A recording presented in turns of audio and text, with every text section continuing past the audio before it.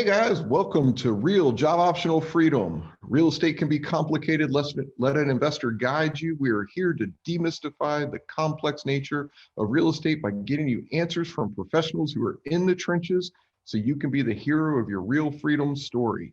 Welcome to Real Money, a weekly segment of the Real Freedom Podcast where we ask the most pressing questions to real estate. I'm here today with my co-host Kevin Gilbert, and I'm Chris Bell. Today, we're going to talk about one of the questions we get asked all the time, and that is, I want a deal. How do I know it's a deal? Get me a deal. Everybody wants a deal. We want deals. So we're going to talk about deals. How do you know it's a deal? And we're going to dive into that, and hopefully you'll learn something on this because it's not as simple as you might think. Sometimes we get in our own ways when we consider what a deal may or may not be.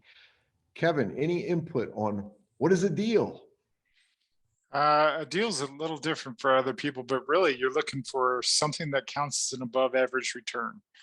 And that varies. Are you sitting on a large pile of cash? Are you new to this? Or are you adding to another portfolio? Are you patient or not patient? But to me, they say the long-term historical return on the stock market, which is about as uninvolved as you can get, is about 12%. So if you're getting above 12%, depending on how active you are, I feel like that's where you start to see it, right? But then even that definition has different connotations for different people, right? You're talking cash on cash. Like if I put out 60 grand, am I getting a return on the 60 grand?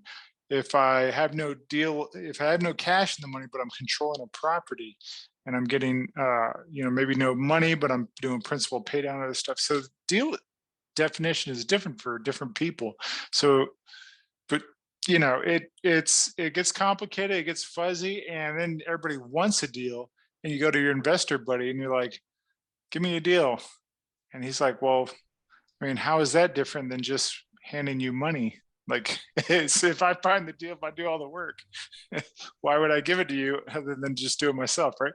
So you get this weird mix of like, you need your own situational awareness to bring value, to find that deal and get that return. And then of course it's how active do you want to be? Because Lord knows the returns go way up if you're way more active involved, right? Yeah, I think one of the things that's really interesting, Kevin, we've talked about this, is what a deal is to me may not be a deal to you or the next guy.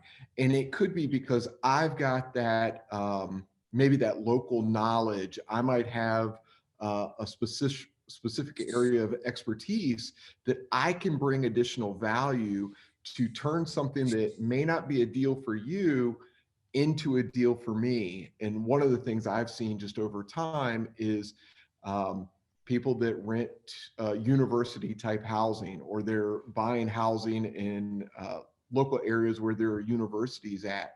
Well, I've seen professors buy houses that are close to the universities, and they're able to post job ads internally inside the college. They've got kind of this inside track on sports teams that the coaches want all of their students to live near the college, like that type of thing. Well, that's a kind of a value add creator that turns a house that basically the numbers may not pencil for me or you, but for that investor, the numbers would pencil extremely well. And maybe it's their cash on cash, maybe it's their return on investment, whatever the metric is they're looking at, but they're able to add that value to make it a quote unquote deal for them.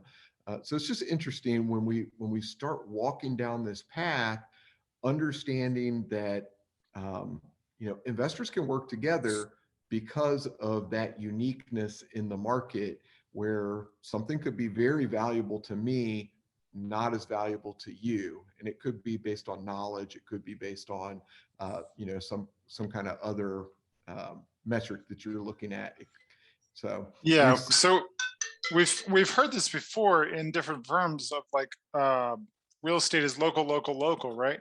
But that can also translate into this kind of stuff of like, an opportunity that of value I can bring to the table that only works because I am in this position in the community, that I am able to somehow add that value locally, right? So, yeah. Yeah, definitely. And we've seen other people, right? Like we've got, we all know it, a contractor or two that, they've got crews. They're out there, busting their hump. They're making money, and well, maybe they don't have a job during a certain time frame, so they've got their crews going over to a rental property that they've bought to renovate.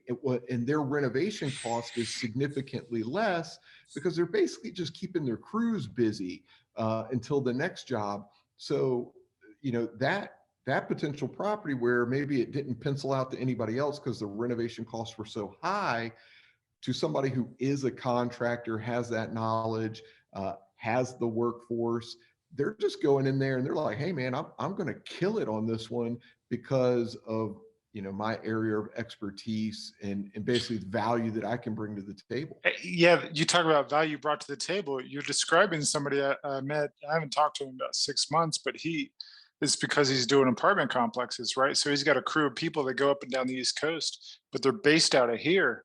And he literally would grab a property on the cheap and then just kind of sit on until they were free. Then he'd bring in his guys, but also like apartment complexes, you're talking 400, 1,000, whatever the units are. He's got plenty of, oh, this is extra sheetrock. So one house, my material cost is zero. My time cost is cheap because these are my guys.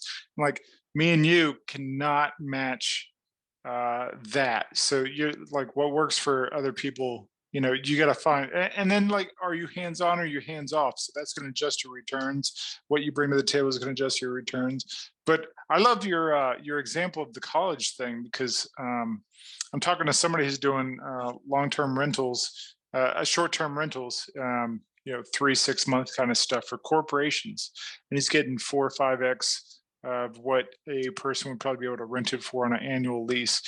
And then you talk about those colleges, right? You're talking about 4 bedroom house. You're getting all the kids, you're getting all the parents to co-sign. Everybody's excited to be there and able to pay the bill.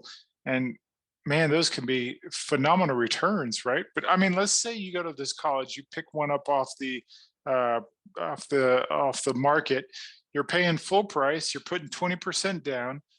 We've run numbers where on a 10-year average of a new house, so you're not replacing HVAC, you're not replacing roofs, everything was just renovated. On a 10-year average, your cash on cash is it's north of 30%, and I mean, that's great for a property that you can be passive on, that you just got off of the MLS. It's not a deal.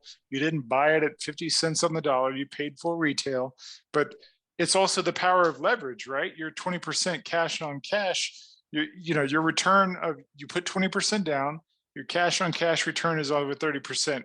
Why? Because of location, because of leverage, because of everything's new and doesn't have to be renovated for 10 years. It's phenomenal what the kind of returns you can get. And that works for somebody with great credit. That works for somebody who has some cash to put down. And what is a deal for them? Well, that location made up all the difference to, and I'm not factoring in pay down on your mortgage. I'm not factoring in, benefits of depreciation on your taxes, none of that. I'm just, you put down this and you're getting a dollar return and equity. So every month he's getting a check, and at the end of the 10-year period, that house is worth X dollars more. And we're running numbers, and it's showing up somewhere over 30%. Yeah, it's crazy when you start looking at this. And I think, to our question, like, what is a deal? I want a deal. Um, you have to run the numbers. Like, you have to analyze these things in a systematic way. So, whether that's a spreadsheet or whether you've got a scratch sheet of paper, you have to account for everything, right? Like, so if you're going to manage the property yourself and you're going to be actively engaged in a property, well, you save yourself management cost. But if that's not your long-term deal, if you don't want to be actively engaged in the business, well, you've got to factor in management cost, right?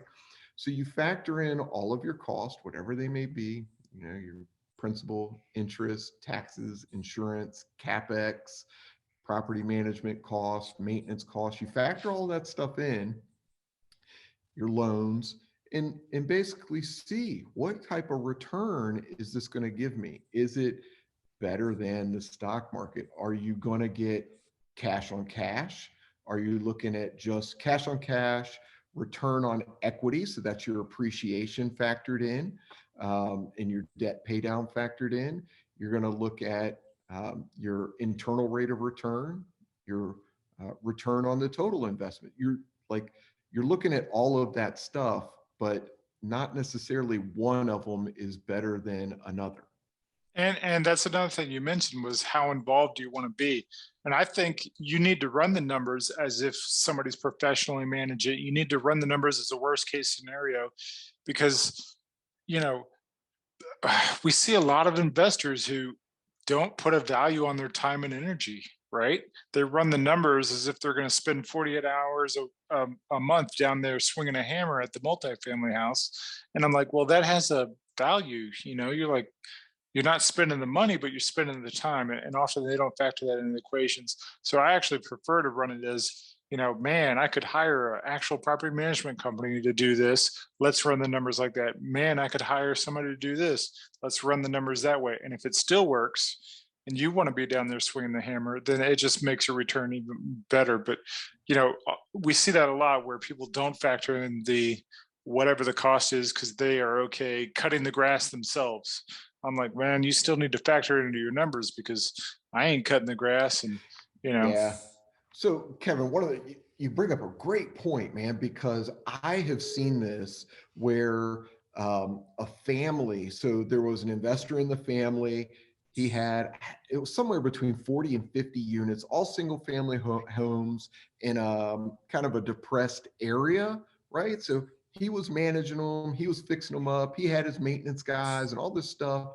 And it was like this investor had spent his life basically building up this portfolio to have freedom and cash flow and all of these great things basically for his family, right? Like he's doing it for himself, doing it for his family, doing it for legacy. Well, he died. Nobody in the family knew how to run these properties. They didn't understand it. So the first thing the family did, because they weren't professionally managed, they couldn't depend on anything. It was basically the investor was doing it all. The family just starts selling them off again for that 50 cent on the dollar type thing. Well, the investor that ends up buying them basically bought a bunch of them, had to have a lot of cash, but he ended up having to go in and renovate almost all of them, like, tens of hundreds of thousands of dollars to renovate these things because of deferred maintenance and so on and so forth. But, it just brings up that point, right? Like you're doing all this stuff, like even if you are going to be the guy who is down there managing them, swinging the hammer, cutting the grass, doing all the stuff, do yourself a favor and factor in the cost because the people that love you and care about you at some point, if they end up with these things, they're not going to want to do it. They're going to want somebody to professionally do this stuff. you talk about exit strategies, right? Nobody thinks about the one where like, well, what happens if I drop dead, right? For me personally, I have a plan, but I also have a life insurance policy just so my wife doesn't have to worry about solving this problem right away. But typically, the guys who are, running that kind of portfolio, they're just fighting tooth and nail to get them paid off so that things start to cash flow. But man, if you drop dead, it's a very complicated mess for those who pick up the pieces.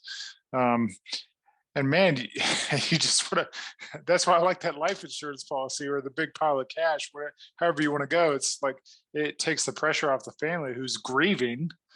And you can be like, all right, let's hand this over to a professional, let them manage it, and you know, uh, you're not put into a desperate spot where you got to sell 50 cents on the dollar, right? That particular case, a professional might have been able, like, hey, y'all got enough cash flow. We're going to fix this one property. We're going to fix the next property and just slowly deal with it instead of, we're grieving and we're dealing with this train wreck, right? So, yeah, everybody, I think, underestimates the need for exit strategies. You don't want to be trapped, and you don't want your loved ones to be trapped if something happens, right? Yeah, no, nobody thinks about that. I mean, I've seen it over and over again where, the family inherits a property, what even property's free and clear, family inherits the property, and they just they think that it's a headache, and it's because they don't know how to they don't know anything about the real estate investing business or industry. Or how to Uh, make that return work and be a positive return instead of just draining your time, energy, and money. Yeah. So, their idea is sell it, get out from under it. Even properties that are paid off. So it's been really interesting to see that over the years. That basically family members buy these investments not only for their own retirement or their own cash flow or their own freedom, but oftentimes I see it where people are thinking about the future. They're thinking about leaving a legacy to their family members, to their kids, their grandkids. And if there's not somebody there that understands the value of it, oftentimes people are looking at that they look at it as like a pot of gold, like, hey, I can sell this property one time and I make this one-time money. So let's get us back on what is a deal. So one of the things that I always hear when somebody tells me, like, I want a deal, I'm like, well, I ask them, well, what are you looking for? Like, what is your criteria? Where's your sweet spot?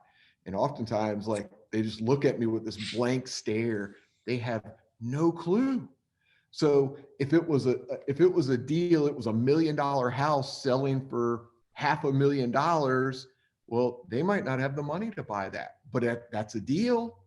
If it's a house that is selling for $5,000 but needs to be torn down and have a new house built on it, and is selling below basically land value, well, that's a deal, but they don't know how to build a house, And then so we it's like, just we just talked about a retail property selling for a retail price right in front of a college that created a 30% return, but that wasn't a deal. That was full price. right. And you wouldn't have known that without looking at the real estate market that you're trying to invest in on a regular basis. For me, I look at real estate every single solitary day. It just happens to be that's, the industry that I'm in. But at the same token, I want to know if something pops up that meets my criteria so I can buy it. And if I'm not looking, well, guess what? You can't buy it if you're not looking, like, they're not going to land in your lap. And I think that's the first step, right? Is, um, either having access to the local MLS, or getting an agent to send you listings, um, so you can start looking at houses, running the numbers. What will this rent for? What can I buy it for? What's the interest rate on the loans I can get? How much cash do I have to put down? How much cash do I have to put in to potentially renovate it? Um, then you start molding what your criteria is. So when somebody asks you, well, what are you looking for? You can tell them, I'm looking for anything that's $100,000 or less that's in this market and, could rent for X, Y, and Z. Like, you could just spit it out. That's what the criteria is. The elevator pitch kind of thing, right? That's a old sales tactic you hear about is if you're in an elevator, you got 30 seconds and somebody says, what's a deal? What's your answer, right? So Yeah, absolutely, man. I see this all the time, right? Because, depending on what your market is, like if you lived in New York City, and you were to look at our market, Hampton Roads in Virginia, and you Everything's a said, deal. right, right. Like, because the same townhouse in New York that cost $1 million, that townhouse is $150,000 in our market, right? But so somebody in New York's like, oh my gosh, look at that. That's a deal. That's a deal. Well, maybe not, you know? So you have to know that market, and you have to basically run the numbers, because, the rents might not support it, And right? you got to know what you bring to the table. Our example of the retail property, the guy brought his credit and he brought, 20%. What are you bringing to the table that's going to enable that return to work for you? And I'm a big fan of running the numbers. Like, one of the reasons stocks are so popular is that you buy it and then you kind of forget about it and it does its thing. And you can do the same with real estate, but you got to factor in all the numbers. You got to know what you're talking about, and you got to budget in hiring the professionals. And then you can make it just as passive. You can go sit on the beach and get, your wonderful return. That's above the long-term stock market averages, right? But you do have to have enough research, or you need a professional in your corner who's going to go over that when you say, what your deal is, right? What is a deal? Well, I got 100 grand to put down. My credit's 800. I can put down 20%. I need something that masks really well with 20%. Then your local professional, be it an agent, your property manager, whoever, can be like, okay, well, there's one right now available that fits your criteria. And you don't have to go scrap and scrape it. You don't have to, buy the house that's 50% off and spend the next 3 months fixing things.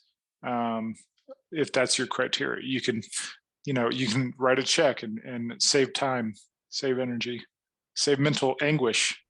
Yeah, absolutely. And I would venture to say, if you're looking for a deal and you're looking on just local retail prices, um, there are a lot of markets in the United States right now that a trend is build to rent. So literally entire neighborhoods, builders are building the properties from the ground up. And the intent is to rent the property, not to sell it to an end buyer that's going to live there. It's to sell it to an investor that's going to rent the property out. And what's crazy is you look at that and you go, well, how could that work? Because it's retail prices, and it's when you But start doing the historically, math. historically, it didn't work. But we got a couple things going on right now that make it work. Yeah, so it's been really interesting to see that. And I think, when you're an investor and you start doing the math and running the numbers on a spreadsheet on a consistent basis, you start to understand what a deal is, or what a deal could look like, or what you would be comfortable with. Because there are guys that look at this and they would be extremely comfortable with making a 5, 6, 7% cash on cash return, having debt pay down, having the tax advantages of uh, depreciation, or accelerated with the bonus depreciation. Um, and so they're looking at that and they're looking for a safe place to put their money. And some of these new construction deals that are retail You know, prices are actually really good. Yeah, I spoke, and they're knowledgeable, right? I spoke to somebody who's managing large multifamily apartment complexes, and that's the number right now is 5.56% cash on cash returns, and you're like, well, why is that acceptable, right?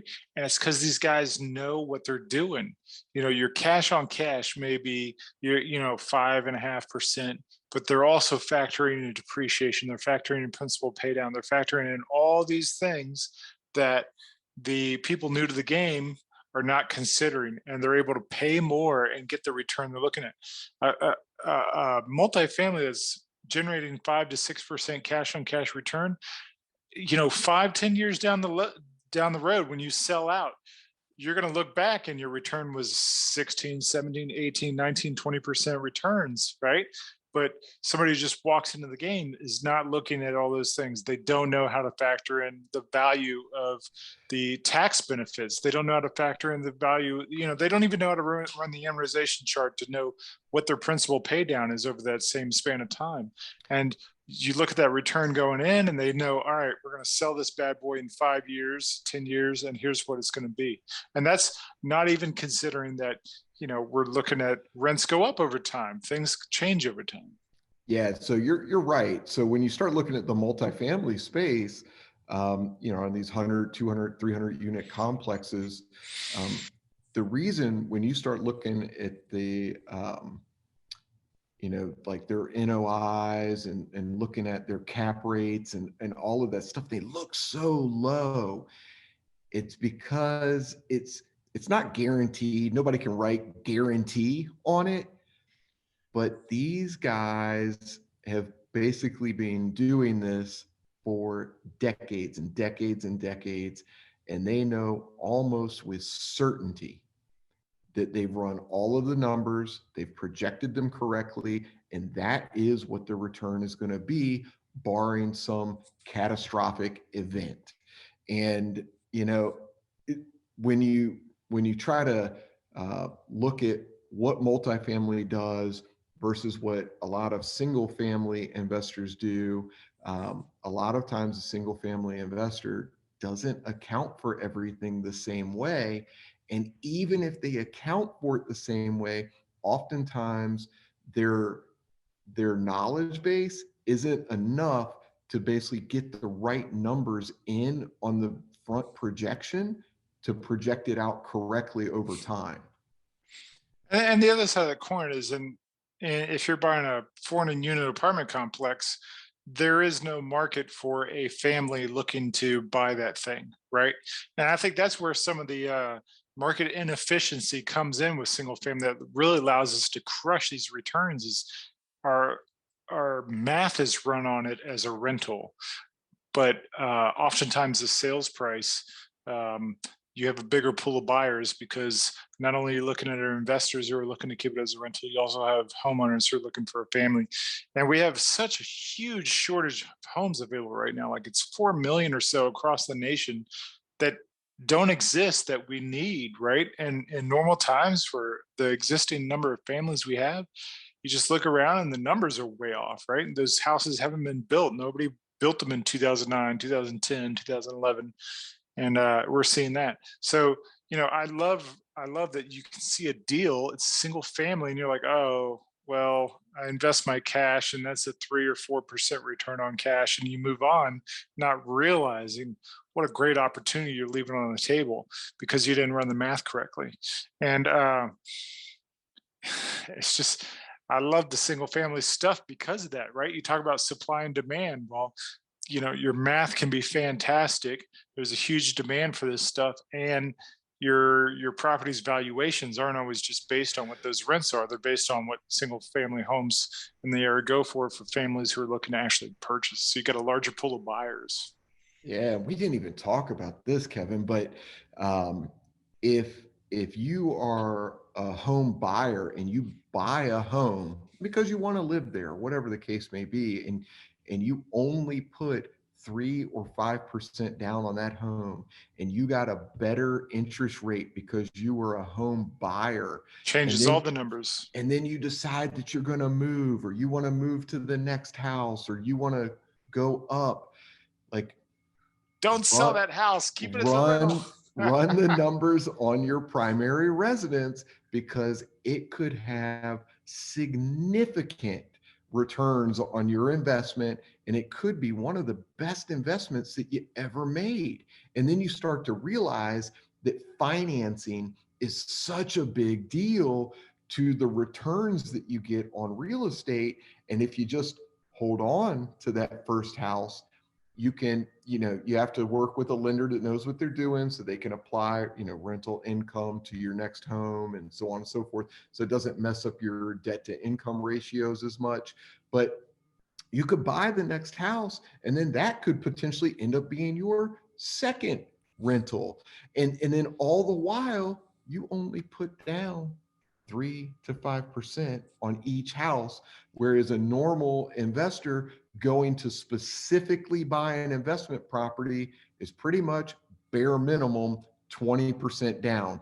There's all kinds of creative ways to get into real estate, but if you're just a normal guy working a normal job and you're going to go buy a rental property, you're putting 20% down plus closing cost.